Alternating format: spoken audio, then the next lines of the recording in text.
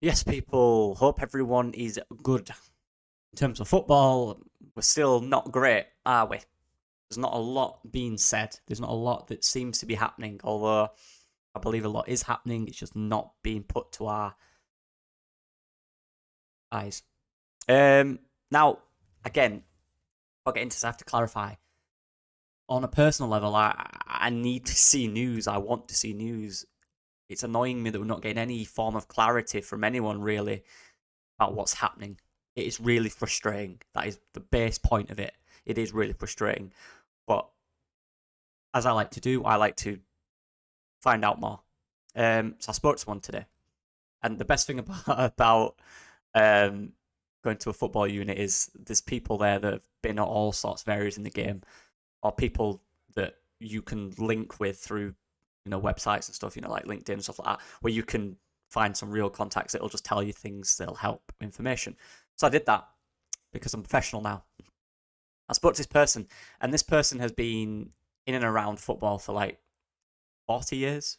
Um, Played a decent, well, not top tier, but played a good level. Has a lot of experience in youth football and working with youth players and then developing players and then going through first team processes. Has been there, so I had a good conversation, and he spoke to me about basically the kind of structure we're in, what is happening, and why does that. And just to clarify, this is no Leeds link, by the way.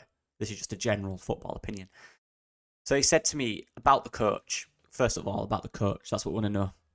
He said, if the coach has been decided, if that is a caveat to everything here. If they have decided the coach, the following will happen. The coach will be working closely with Nick Hammond.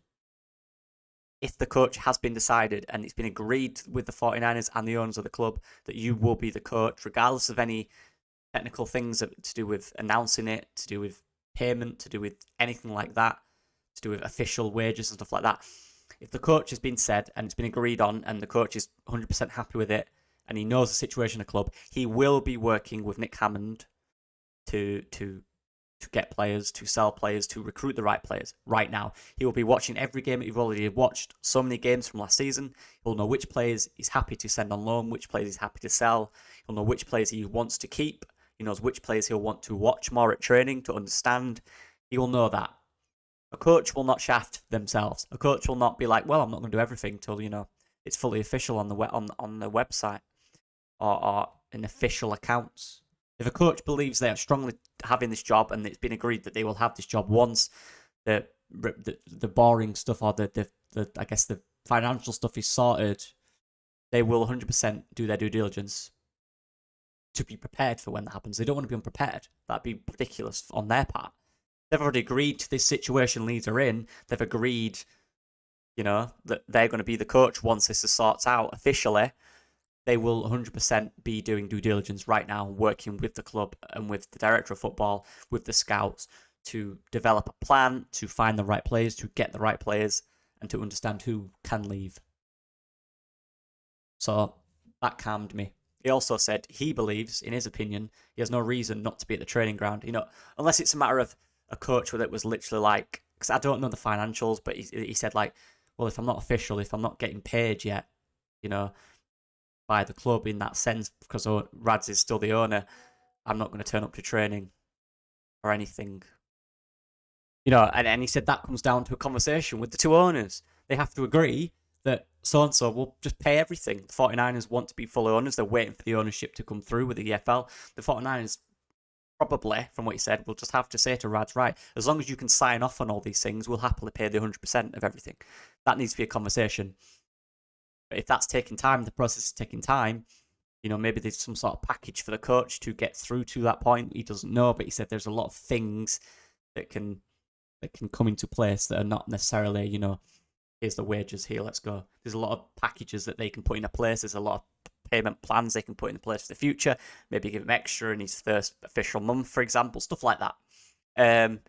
So I'm all right. And he said he thinks the coach will 100% be around the training ground, 100%. Whether the coach will be on the training footage, probably not, if it's not been announced, because there's loads of issues with that. But he said that 100% the coach will be in the office doing all the due diligence, talking to every player, watching training, and make sure the fitness stuff is going to plan. It will be his fitness regime that will be in place 100%. That's what the situation usually is at football clubs in this scenario, from what he's experienced. So from that, I'm all right. Now again, on the Leicester stuff, of course, it's frustrating that these guys are now likely to sign Joe Perreault. They're in for him, put a bid in. Whether that gets accepted, whether he wants to go there, let's see. But he also said, these guys, no guarantee of success in football. Zero. For his 40 years experience, there's no guarantee of success. Don't always rely on getting the biggest and the best names that you think will be the best, because at the end of the day, there's no guarantee. And an example I thought of here was Watford, and they got relegated, They kept João Pedro, they kept Sarr, they kept the majority of their best players. Didn't work out for them. Didn't get everything right. I look at Stoke when they came down. Bought some top players, spent money on players, crazy. Everyone thought they're going to go straight back up. We battered them the first game of the season, they never recovered. There's no guarantee of success in football. The biggest and the best don't always do the best, and that's why we've got to be careful as well in that. Just because Leicester, and don't get me wrong, I'd love us to be in that position where we are doing that now, but that's been delayed because we had the takeover at the end of the season, which had to come into place first, obviously. So don't be too down yet. From what the person that I'm speaking to on LinkedIn, there's a lot of experience. Knows the game in and out, knows how it works. He said the coach will be 100% working with the club if they have already decided that coach. He said if they haven't, well, they won't be, obviously. But if it's 100% decided and the agreement is I will be the coach of Leeds officially once the ratifications are finished, he will be 100% be working with the club. Why would he want to not? There's no reason not to, right? As a coach, that you've agreed everything. But I'm all right with that. But he will be at training. Whether he's on the footage or not, or whether officially the media tell you he's not, if they have decided the coach, officially, there might be stuff in place where they can't say. Similar when Javi was obviously at training more than the club let on, right? Clearly he was. Or the visa stuff came through. But yeah, he said 100%. So I trust that. I'm still annoyed. I still want everything now. I want everything quick. I want players to come back soon. I want the club to feel good. I want everything to feel right. And it's not quite there yet because we're lacking information. We don't have information. We're not being given anything. We need everything sorted. And for our sake, we need the EFL to sort it out and do it as quickly as possible. But these things take time. Also, another thing he said was, he gave loads of examples, but he also said, and I know, by the way, I didn't say I was making a YouTube video. I just said from personal information. It is personal information because it's interesting to me. He said, once, you look at Huddersfield, for example, the takeover took months and months, but during that time, they signed players. They also brought in a manager during that time. Decisions can be made. Same with Birmingham. They did exactly the same thing. They've been going through the same thing. They brought in coaches. They brought in players. You can do it.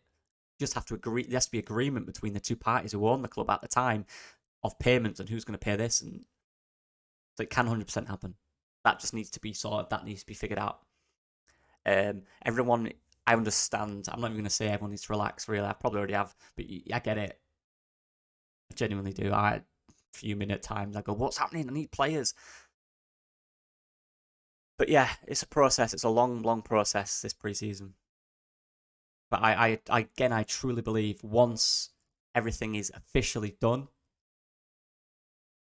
and once there's agreement, if the EFL is taking longer, there has to be an agreement with the owners, Rads and the 49ers. There has to be an agreement of payments or of who's going to take this. And obviously he said, well, it's likely that the 49ers will have to just bite the bullet and say, yeah, look, I know we're not fully owners yet in terms of the EFL stuff, but we'll pay 100% for everything. We just need you to sign off on it. Simple. Except it's not simple. Except obviously it's not a simple conversation, but it's a conversation that has to be had. Let's hope that happens. we can still bring in players. We will still bring in players even without the EFL restrictions. He thinks just has to be a process that you really need to have a conversation with the owners about. He said we brought in Nick Hammond. That was obviously signed off. We're selling players. That's obviously going to be signed off. So yeah, I'm all right now. It goes past the weekend and there's nothing official. Or at very latest, early next week. At that point, the players will be back. But I'm telling you, like he said, and I believe him, the players will meet the coach if the coach is in place. If we're led to believe if the coach is there, the players will meet them on the first day of training. But remember, this is fitness test. It's all testing on the first day. It's not actual training. But he will be about. He will speak to them, all of them. Might not be on the camera for official reasons, but he will be there. But yeah, that's all I've got for now. Let me know what you guys think. I appreciate support on the last video, on Joe's stream last night. It was incredible. You guys are insane. We're kind of on the road to 1,000 subs, which is crazy. I think we've just reached 900 on this video, so genuinely like unbelievable. I can't believe it, but I appreciate every single one of you. All the comments, even the people that don't comment, the people that just watch. You know, I'm a silent viewer when I watch it. I don't really comment. I just watch. Shout out to everyone. Appreciate support from every single person.